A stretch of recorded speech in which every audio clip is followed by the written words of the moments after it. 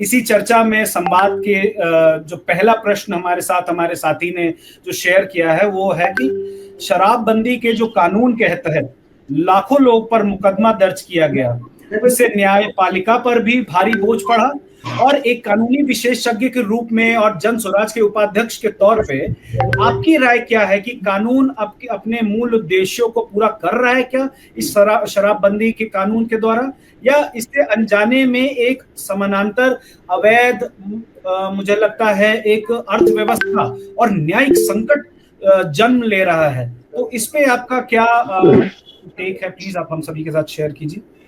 देखिए, ये शराबबंदी का दो एस्पेक्ट है, एक इसका लीगल और कॉन्स्टिट्यूशनल एस्पेक्ट है और दूसरा इसका सामाजिक स्तर है और तीसरा स्वास्थ्य से जुड़ा हुआ इसका एक विचारणीय बात है।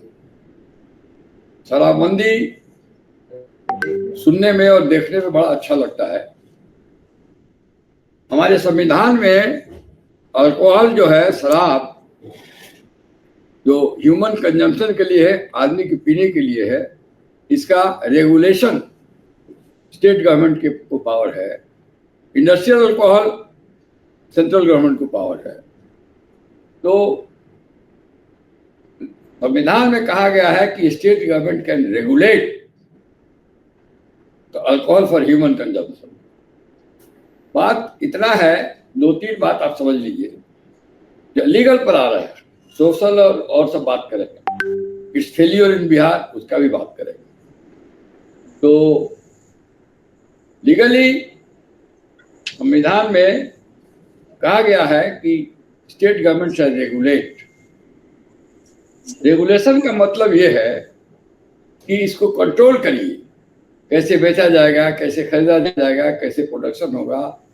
Regulation does not mean you completely shut it down, close it down.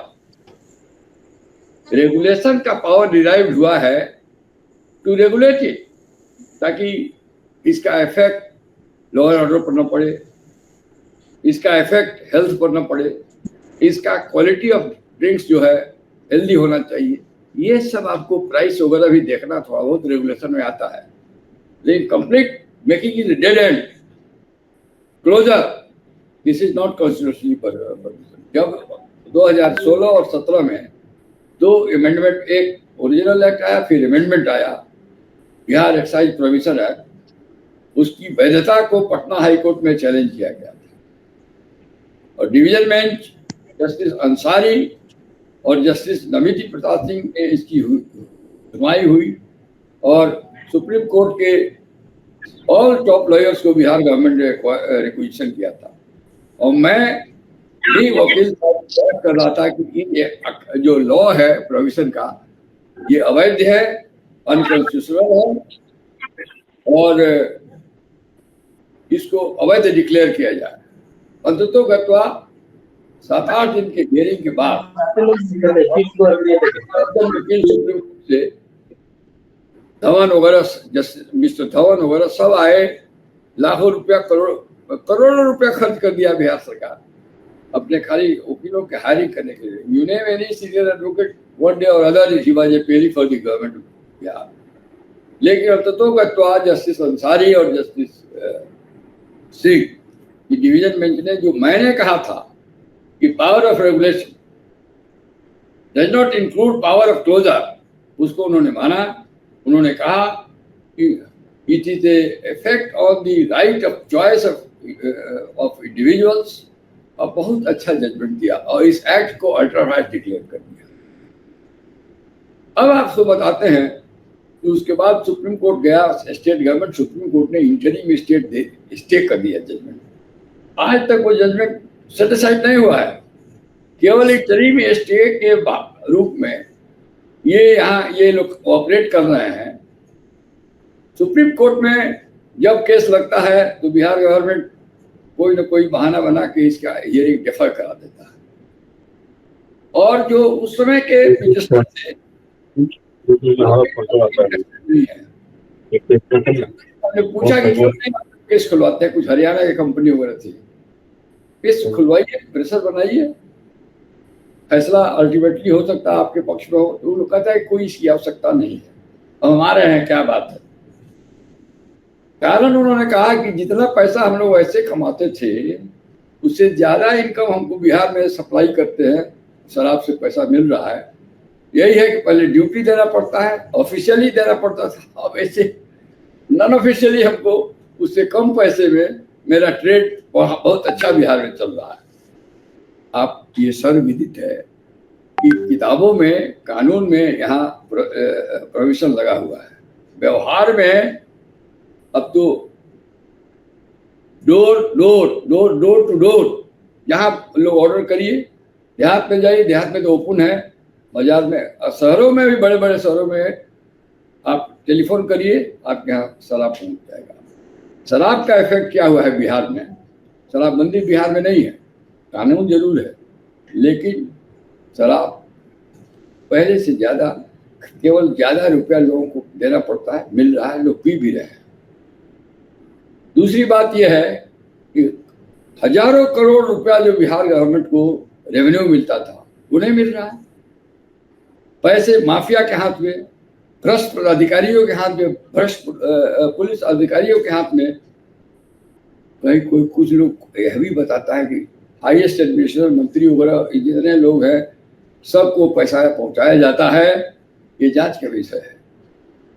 तो हमारे यहाँ यदि शराबबंदी फेल हो गई है तो इसको कैरी करने का, इसलिए प्रशांत जी का पहला स्टेटमेंट आया है, पॉलिसी आई है, सब बात को देखते हुए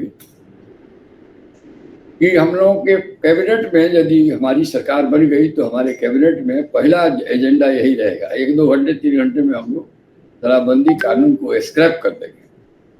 तो जो लाखों लोग जेल में अभी भी है, लाख से ऊपर, तो जैसे हम लोग इसको रिट्रोस्पेक्टिव रिपील करेंगे, जो हम लोग करना चाहिए, मैंने प्रशांत जी को भी एडवाइस दिया है कि जब हम लोग रिपील करेंगे विद रिट्रोस्पेक्टिव इफेक्ट, तो हमारे लाखों गरीब लोग, शेड्यूल कास्ट के लोग, जो एक पे दो, कोई पीने में 1 बोतल में जेल में सड़ रहा है, कोई बेल कराने वाला नहीं है, उनकी औरत सब घूम रही है, दौड़ रही है, न कहाँ जाए, कैसे बेल करावे, वो लोग स्वतः छूट जाएंगे जेल से। तो इसका 2 फायदा हुआ, सरकार को रेवेन्यू स्टोर हो जाएगी, और प्रशांत जी का कहना है कि वो रेवेन्यू स्पेशली हम लोग बच्चों के एजुकेशन में खर्च करेंगे, क्वालिटी ऑफ एजुकेशन बढ़ाएंगे, 15 साल के बच्चों को सबको एजुकेशन देंगे, बढ़िया स्कूल बनाएंगे, नेतरहाट के लाइन का स्कूल हर प्रखंड में 5 बनाएंगे, उसी पैसे को वहां डाइवर्ट करेंगे। तो हम नहीं समझते कि शराबबंदी का कोई रेलेवेंस अब बिहार में रह गया है। बिहार में याद करिए, कर्पूरी जी से बढ़िया और ईमानदार मुख्यमंत्री बिहार में बिरले ही हुए होंगे, या तो अब्दुल गफूर थे और कर्पूरी ठाकुर। सबसे ईमानदार मुख्यमंत्री बिहार में कहिएगा तो अब्दुल गफूर और कर्पूरी जी। कर्पूरी जी थोड़ा और आगे, कर्पूरी जी ने भी प्रोविजन लगाया था 1977 में, लेकिन उन्होंने देख लिया ये ऐसी बात है जिसको ये चल नहीं पाएगा, तो उन्होंने 1 साल के अंदर प्रोविजन बंद कर दिया। अमेरिका में भी प्रोविजन लगा था, बहुत ट्राई हुआ, फेल कर गया, उन्होंने विड्रॉ कर लिया। अच्छा ये बताइए, तीस जी कहते हैं कि शराबबंदी का, महात्मा गांधी कहे थे कि शराबबंदी होना चाहिए, तो महात्मा गांधी कहे थे कि झूठ बोलना चाहिए, हिंसा करना चाहिए। पहला तो उनका है कि झूठ नहीं बोलो, सत्य बोलो। तो ये सत्य बोलते हैं, इस पार्टी के लिए वोट मांगते हैं, दूसरे पार्टी में जाकर सरकार बना लेते हैं, तो वहाँ महात्मा गांधी ठीक है। और शराब को उन्होंने कहा था, कानून बना के डंडा मार के शराबबंदी लगाने के लिए नहीं कहा था, उन्होंने कहा था कि सामाजिक सद्भाव, जैसे उन्होंने कहा कि मांसाहारी बनिए, नहीं बनिए, शाकाहारी रहिए, तो कल क्या आप कानून बना दीजिएगा, सब लोग शाकाहारी रहेगा भारत देश में? उनके कहने का मतलब है कि सामाजिक परिवर्तन से लोगों को कन्विंस करिए कि शराब न पीजिए और मांस मछली न खाइए। अब उसमें से एक पकड़ लिया है इन्होंने।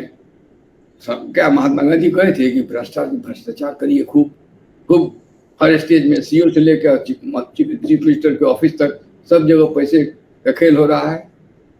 एक महात्मा गांधी जी का विचार था।